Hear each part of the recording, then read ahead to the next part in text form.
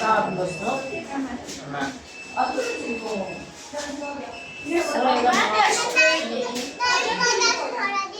Sen kardeşin dövüşe gel. Ha. Yones buraya gel. Yones.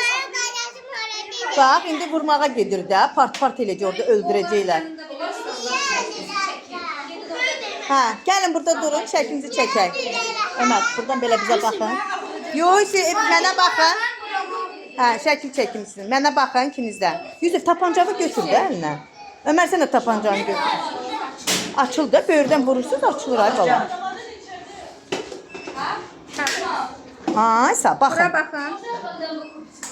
Yuska. Ömər sən də. Hə, sən də. Sən də. Məni öldürürlər. Niyə?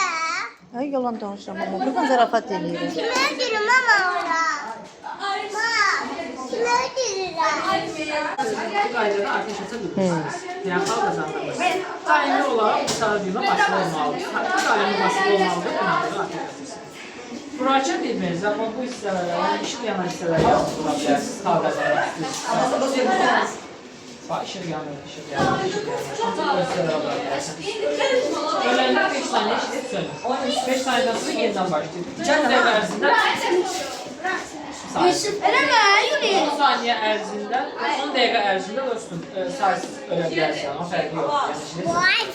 Burada bunu qətiyyən basmazsınız. Yaxşı, basar, xallar sıfırlanır. Как интересно, maraqlıdır ya. Ha, buna bir-birlərini axtarırlar, şey eləyirlər. Sən labirint kimi deyil. Aa, heç nə görünmür mən də.